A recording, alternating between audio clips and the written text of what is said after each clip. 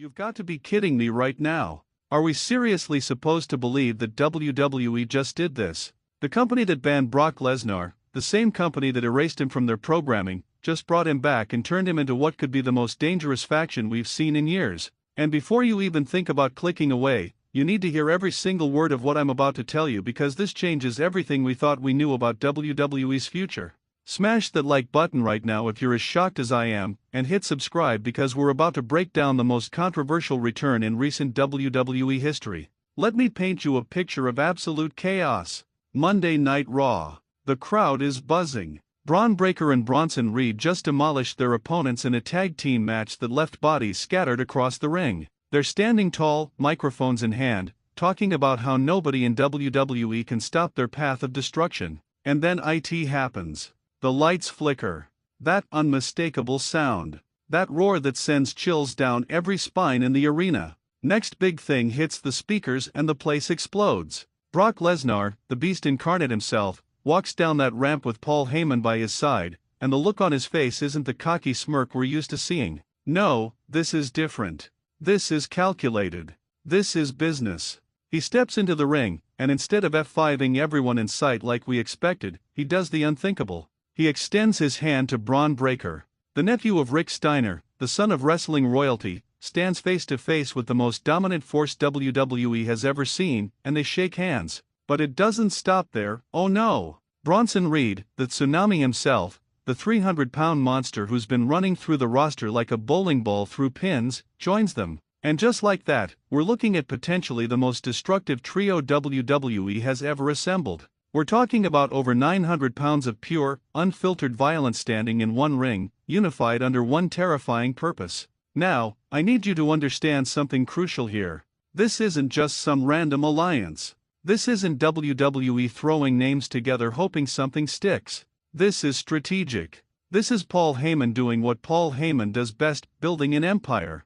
Think about the brains behind this operation. Heyman, the mad scientist of professional wrestling, has handpicked two of the most vicious, ruthless competitors on the current roster to align with the most feared wrestler of the past 2 decades. Bron Breakker isn't just any superstar. This man is a freak of nature.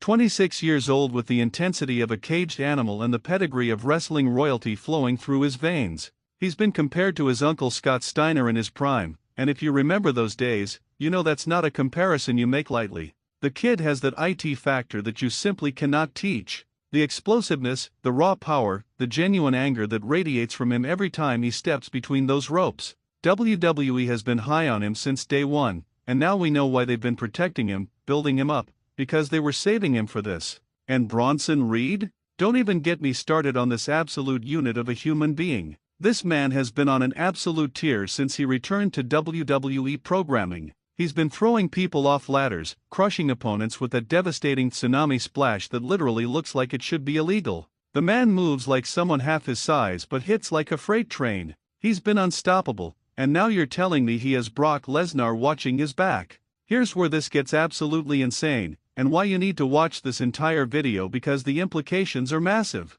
Brock Lesnar has been gone. Vanished. Erased from WWE television following those serious allegations that surfaced earlier this year. WWE distanced themselves completely. They scrubbed him from promotional materials. They stopped mentioning his name. It was like he never existed. And the WWE universe was divided. Some said good riddance, others said innocent until proven guilty, and everyone else was just confused about what was happening behind closed doors. But now WWE has made their position crystal clear. They're not just bringing Brock back for a nostalgia pop. They're not having him show up for one match and disappear. No, they're putting him in a faction. They're making him central to their programming again. They're saying to the world Brock Lesnar is back and he's more important than ever. And you can bet that decision didn't come lightly. You can bet Triple H, Nick Khan, and everyone at WWE headquarters had long discussions about this. They knew this would be controversial. They knew people would have opinions. And they did it anyway. Let me tell you why this faction makes perfect sense from a pure wrestling standpoint, and then we'll get into why it's absolutely terrifying for everyone else on the roster. Brock Lesnar is 47 years old. He's not getting younger.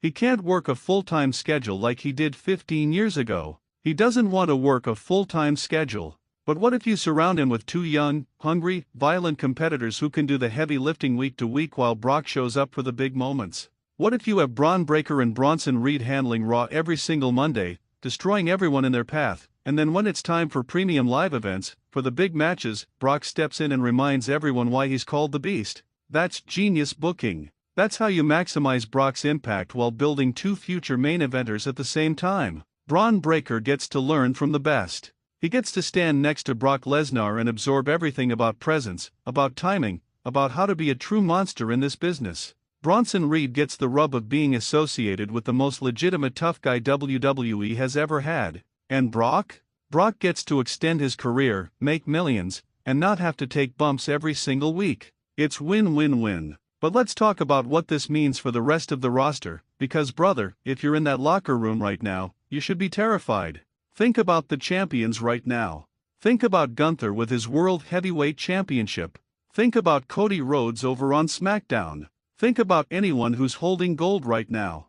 You now have to contend with the possibility that at any moment, this three-headed monster could decide they want your title, and there's not a damn thing you can do about it. How do you prepare for this? How do you game plan against three of the most physically dominant forces in WWE? You can't. Even if you have friends, even if you have allies, you're talking about matching up against Brock Lesnar, the man who ended The Undertaker's streak. The man who's beaten John Cena, Roman Reigns, Seth Rollins, and everyone else they've put in front of him, and now he's got two absolute killers backing him up. Let's play this out for a second. Let's say you're Gunther. You're the ring general. You've had one of the most dominant championship reigns in recent memory. You've beaten everyone. You're standing in the ring, confident, powerful, and then Paul Heyman's music hits. Out walks Heyman with his clipboard and his smug smile. He gets on the microphone and says, "Ladies and gentlemen, my name is Paul Heyman, and I represent the new dominant force in WWE. And we've decided that the World Heavyweight Championship looks perfect on Brock Lesnar's shoulder." What do? You can prepare for Brock. Maybe. But while you're worried about the F5, Bron Breakker is hitting you with a spear that nearly breaks you in half. While you're trying to recover from that, Bronson Reed is climbing to the top rope ready to tsunami you through the canvas. It's impossible to defend against. And here's the thing that's got me really thinking, and I want you to drop a comment right now telling me if you agree with this theory. What if this is just the beginning? What if this faction gets even bigger? We've seen Paul Heyman manage groups before. We've seen him with the Dangerous Alliance. We've seen him with the original ECW roster. The man knows how to build stables. What if in a few months, we see more names added to this group? What if someone like a returned Bobby Lashley joins? What if somebody like Karrion Kross decides he wants in on this action? What if this becomes WWE's version of the Four Horsemen but with actual monsters? The possibilities are endless, and that's what makes this so exciting and so infuriating at the same time. Because on one hand, as wrestling fans, we love to see something new and unpredictable. We love when WWE takes risks and does something that genuinely shocks us. But on the other hand, we're giving someone who's been gone under controversial circumstances an immediate push to the top of the card alongside two of WWE's most protected stars. That's going to rub some people the wrong way, and I completely understand why. If you're still watching this video, thank you. Hit that subscribe button if you haven't already, because we're about to get into the really controversial stuff that nobody else is willing to talk about.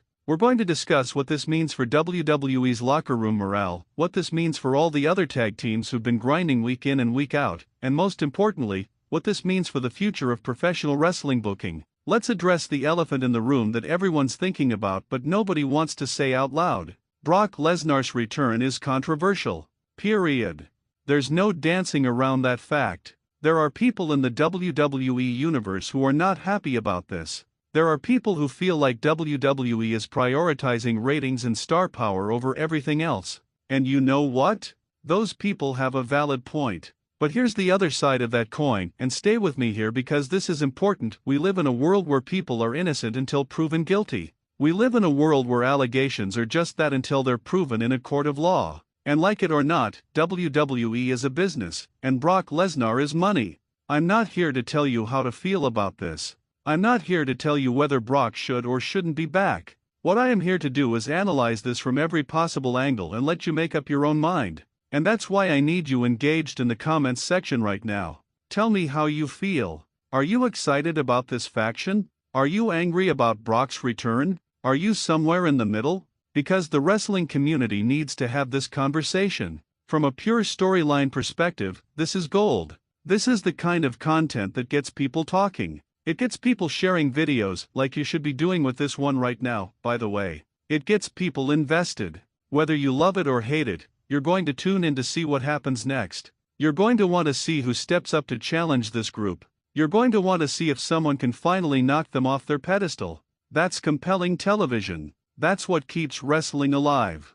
Think about the matches we're going to get from this. Brock Lesnar and Bron Breakker versus whoever is crazy enough to step up? That's a 5-star match waiting to happen. Bronson Reed and Brock Lesnar in a tag team? Can you imagine the devastation? Can you imagine the sheer violence that's going to unfold? We're talking about potential classic matches that we'll be talking about for years. And let's talk about Bron Breakker specifically for a moment, because this young man is about to get the education of a lifetime. He's going to travel with Brock. He's going to work out with Brock. He's going to learn Brock's secrets about ring psychology, about how to make every movement count, about how to have a 15-minute match that feels like an epic without ever getting boring. Brock Lesnar is a master of his craft, regardless of how you feel about him personally. The man knows how to work. He knows how to tell a story. He knows how to make people believe. And Bron Breakker is going to soak up all that knowledge like a sponge. Same thing with Bronson Reed. This man has all the tools to be a megastar. He's got the size, the agility, the moveset, the intensity. But what he's been missing is that next level of character work, that next level of presence. Well, guess who's one of the most magnetic presences in wrestling history? That's right, Brock Lesnar. And with Paul Heyman as their mouthpiece, as their advocate, these two young lions are going to learn how to cut promos, how to build heat, how to make people either love them or hate them with every fiber of their being. Now let's talk about Paul Heyman, because we cannot ignore the puppet master behind all of this. Paul Heyman is the greatest manager in professional wrestling history, and I will fight anyone who disagrees with that statement. This man took a relatively unknown fighter from Minnesota and turned him into Brock Lesnar.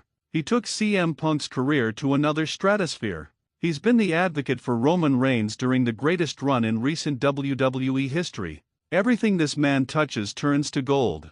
And now he's got 3 clients?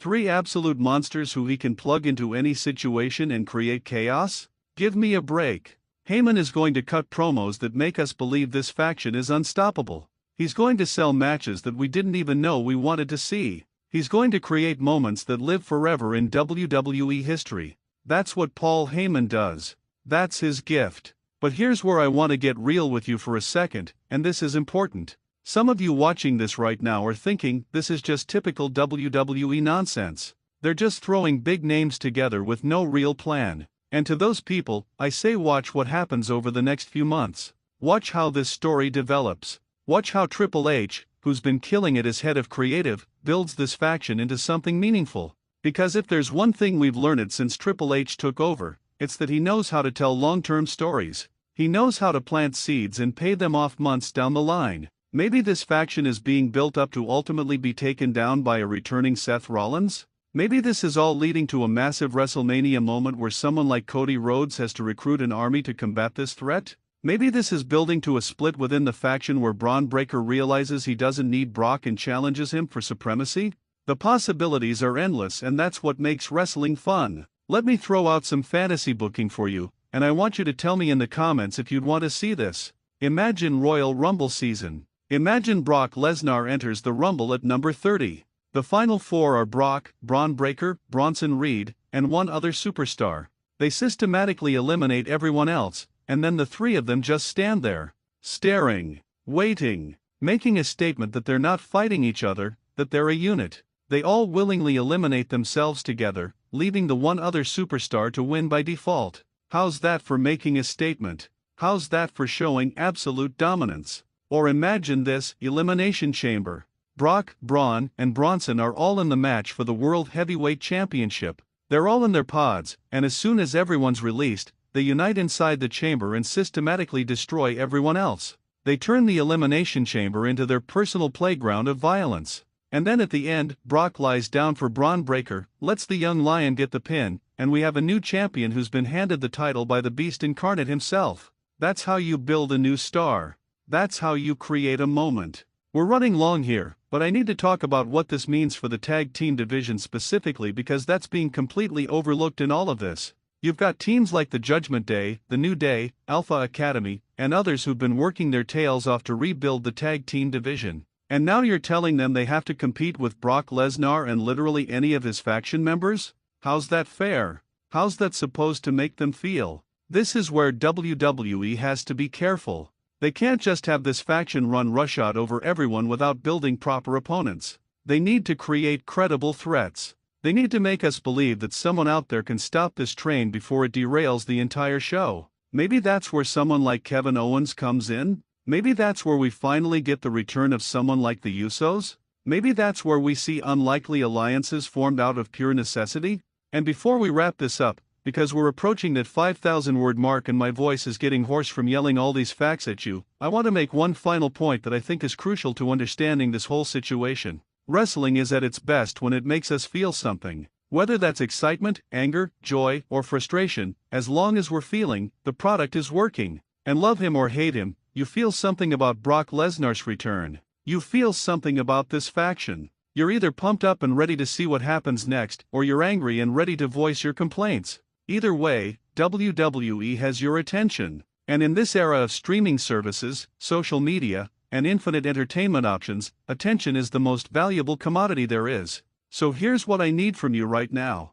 I need that like button smashed. I need you to subscribe to WWE Reporter if you haven't already because we're going to be covering every single development with this faction. I need you down in those comments telling me your honest thoughts. Are you Team Brock? Are you against this whole thing? What matches do you want to see? Who do you think can stop them? And most importantly, share this video with every wrestling fan you know because this conversation is just getting started. The WWE landscape has been rocked. Brock Lesnar is back, he's aligned with two of the most dangerous men on the roster, and nobody is safe. The question isn't if this faction will dominate, it's how long will they dominate and who will be brave enough or crazy enough to step up and try to stop them. This is WWE Reporter, and we'll see you in the next one.